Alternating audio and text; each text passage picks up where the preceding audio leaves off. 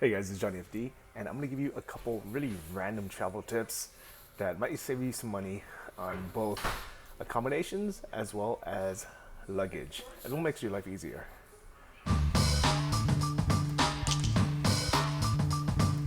So I'm actually on my way to the train station right now, and I'm actually in a hostel. I checked in here, and I'm actually not even staying the night. I checked in this morning at like 11 a.m. when I had to leave my Airbnb, and it's 11 p.m. now. I'm about to get on a night train to go to Kiev from Kharkiv. But I wanted a place to hang out and keep my stuff for the day, as well as have the option to take a shower. So here I am. So I actually don't have that much luggage. I have a small day pack and this bag here, but I didn't want to carry this all day, and I didn't want to feel like I had to hang out in a coffee shop or something in a public place. I want to be able to sit this nice couch, hang out with people, have like a nice place to work from, outlets, have kitchen, bathroom, showers, things like that. So the other reason why I chose to stay at this place is the hostel's right there, and the train station's like a 2-minute walk over there. So it let me kind of just hang out there and go online, somewhere quiet, not in like some crazy, loud coffee shop that's gonna close, or have to like watch my bag to go to the bathroom. Makes it super convenient. Like if I had to sit in this coffee shop, it's not a bad coffee shop, but if I had to sit here for 11 hours, it'd be tiring, or even 2, 3, 4 hours, especially because I have my stuff to watch. And so here we are. I'm gonna get on the 10:41 train, platform 4.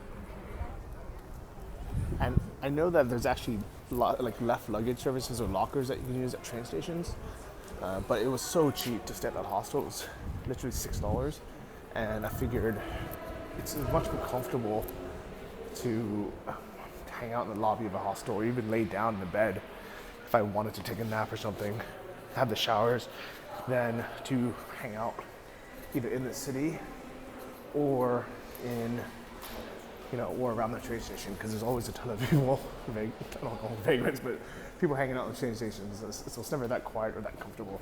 But I'm just curious how much it would have cost. So I think it would have been only between 20 and 32 hryvnia. So it's actually really cheap. This is actually just $1 or $2. So it's actually cheaper than the hostel, but it's a nice option. But since the hostel was so close, I'm still very, very happy I did it. All right, so those are the first 2 travel tips. Is either leave your luggage at the train station, or I guess even at the airport. But the problem with the airports, they're always harder to get to. So very few times, I can't think of anywhere in the world where I'd want to go all the way to the airport and put my stuff in the luggage and then go back to the city or go back anywhere, just because usually it's such a far distance. But train stations are usually kind of in the city center anyways, and here it really wasn't that bad. It was a $2 taxi ride to the train station, so that worked out. Another tip: don't get to train stations too early. We're so used to arriving an hour, 2 hours early to the airport to go through security, go through check-in. But train stations aren't like that. You literally just arrive 10 minutes before, because as you can see, the train's not even here yet. There was no security to go through. There's no queues. There's no customs. There's nothing. You literally just look on the board to see what platform you're at. You go up some stairs, and then there you are. So, yeah, obviously don't be too late, but there's no reason to get here more than 15 or 20 minutes early. Even then, you'll be just waiting around till the train gets here. Right on time. Love trains. All right, so another travel tip is, instead of staying in an Airbnb or a hotel tonight, or even a hostel, I'm gonna sleep on the train. Why? Because first, it's super fun, it's comfortable. I love getting rocked to sleep. I love going to sleep, waking up, and feeling like I'm somewhere. Instead of sitting on a train, the fast train, for 5.5 hours, which honestly is kind of boring. Like, you can read a book, you can watch a movie, but it's still kind of boring. Here, I'll probably hang out for an hour, lay down, go to sleep. It's not quite business class, but like for me, honestly, if I can sleep on a flat surface on a plane, I'd be very happy. I don't need all the extra service. So to me, like, a sleeper train is basically like close enough to business class for me. And the overnight train is actually cheaper than the fast train because it takes longer. But I purposely chose the longest one because I didn't want a 6-hour overnight train because you're sleeping for 5 hours and they wake you up. Instead, if you take a 9-hour like sleeper train, you get a full 8 hours of sleep. So this one leaves at 10:41 p.m. and arrives at 8 a.m. So actually, it's longer. It's like an 11-hour train. So it's a slow train. That's why it's much cheaper, and it's less than 500 hryvnia. I think it's 461 hryvnia, which I think is $15. So that's cheaper in a combination. So it's like basically paying for a really cheap hotel and getting a free trip to Kiev, or buying a cheap train ticket and getting a free night's sleep. However you want to think about it, but let's hop on the train. So here we are. This is train number 8 to Kiev, hopefully. Unless everybody goes somewhere else. And I'm gonna look for cabin number 10. Seat number 10. This is another reason why you shouldn't have giant luggage. Makes it hard to get through anywhere.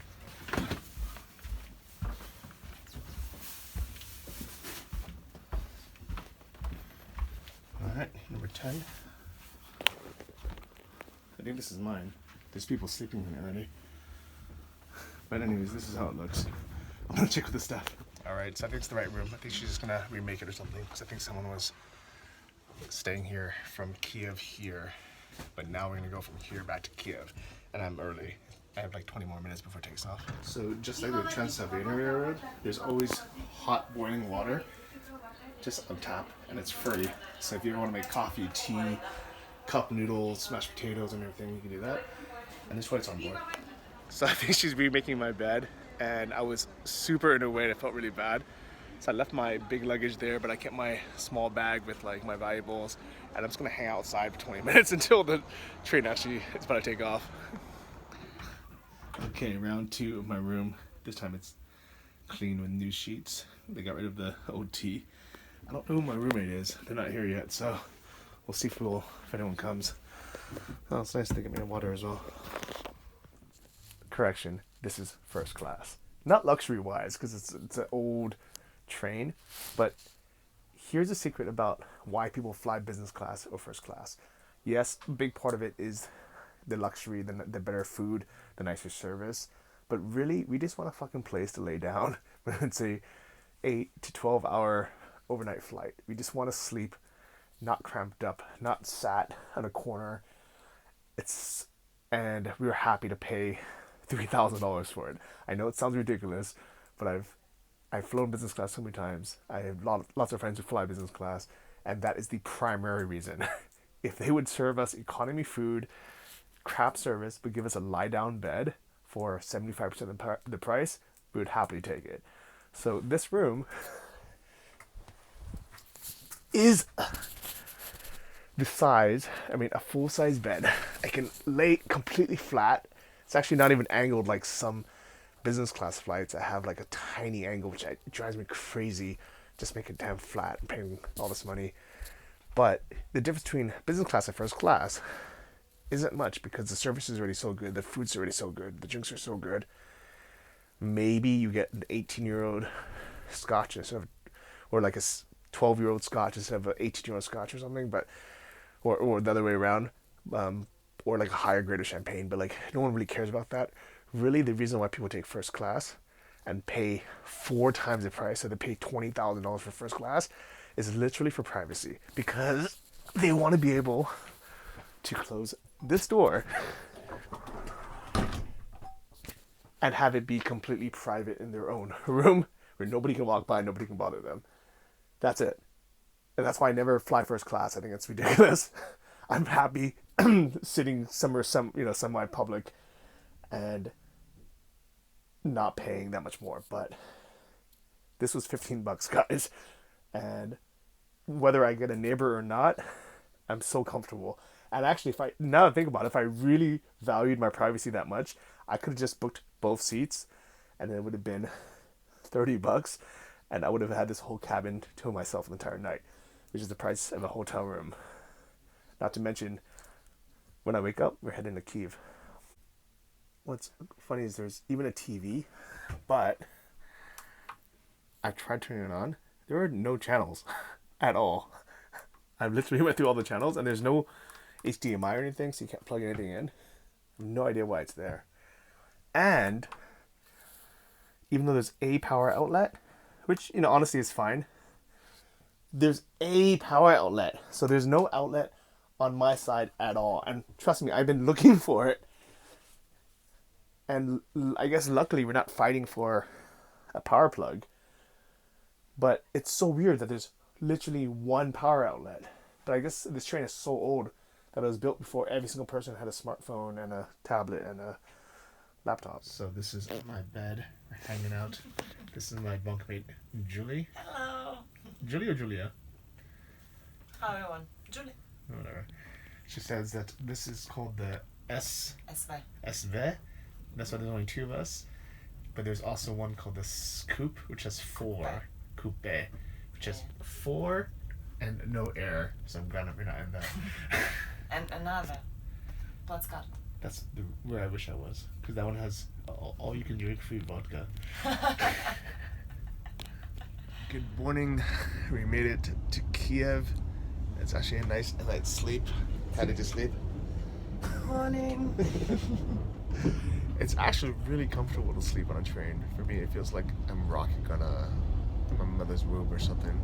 So, thumbs up to train travel. Welcome to Kiev.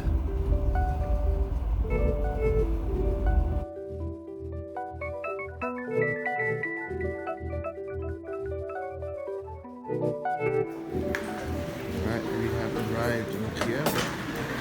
I somehow tried to get out the only door with no stairs, but luckily it didn't get out.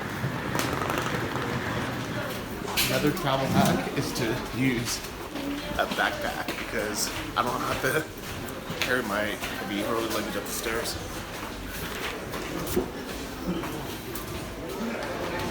Luckily, most people are just traveling with like small backpacks, like carry-on packs. If you travel the world like I for 11 months, and you have a rolling luggage, you know, like this guy does, it gets heavy. There's always stairs. There's always places to carry things up. It's funny, that wasn't even his bag. He was helping some random woman carry it. Very nice. Chivalry is not dead in Ukraine.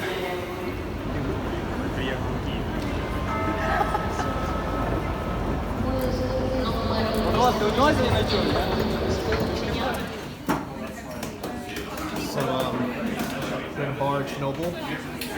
So there's the hazmat suits.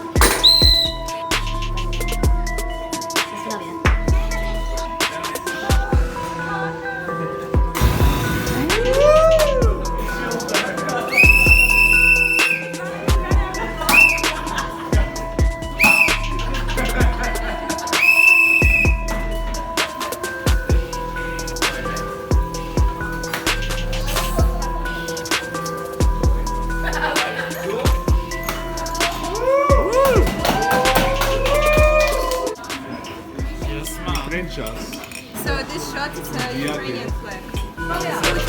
Good more. Hey. So I'm at another hostel here in Kiev, Ukraine, and the reason is so I can store my bags when I go to Lithuania. So this is another travel hack, whether you have a big rolling luggage like this, or even just duff like this. Wizz Air and a lot of low-cost carriers don't let you check these in, so I could have either paid another maybe $25 each way, so another $50 or so to check this in, or I can leave this here at the hostel because I'll come back to Kiev anyways and just bring my day pack, which is free. So this is travel hack number, I don't know where we're at now, 3 or 4. obviously I have my camera and my laptop and my valuables in the day pack. Okay, and time to check out. I'll be back in a week. I know I will be back. So going through security was so easy because all I have is this small day pack and Wizz Air and a lot of these budget airlines really do check. So when they say one cabin bag only, they really mean one bag only. And they consider, like in the US, I know we have the personal item, which could be literally this backpack and then a roller luggage. But with these low cost carriers in Europe, they really mean just one small bag. And the roller bag actually doesn't fit for them. So they actually looked to make sure mine fits, and it did. So I didn't have to pay anything. And I think it would have been like $50 to check in my bag. So my flight was only $28 round trip. So it ended up being cheaper. It ended up being super cheap. Like to fly from Ukraine to Lithuania for $28 round trip, I didn't have to pay for any additions. I didn't even choose a seat, and luckily I got assigned an aisle seat because I figured I had a 2 in 3 chance.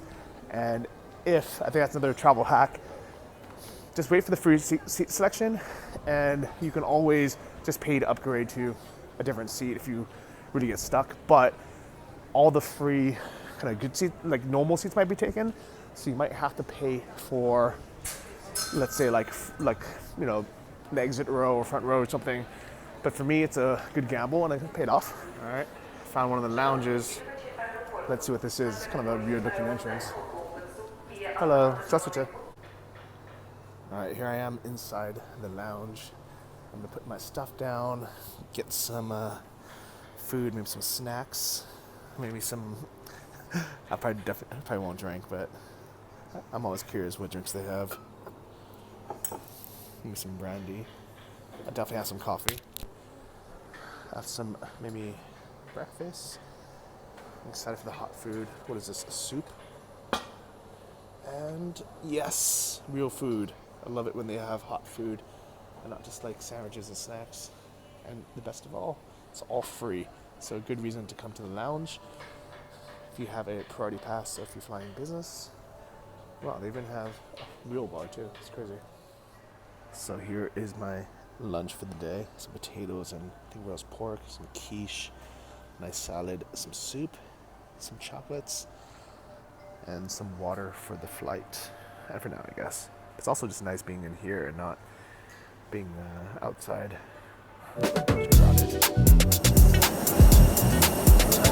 Morning with air.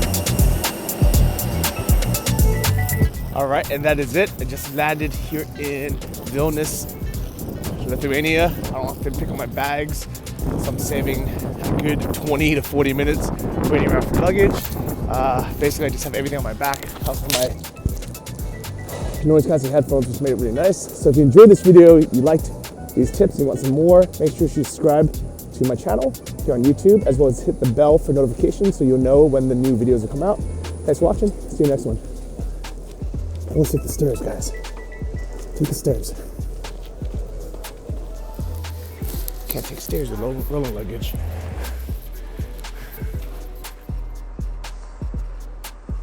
Go Vilnius.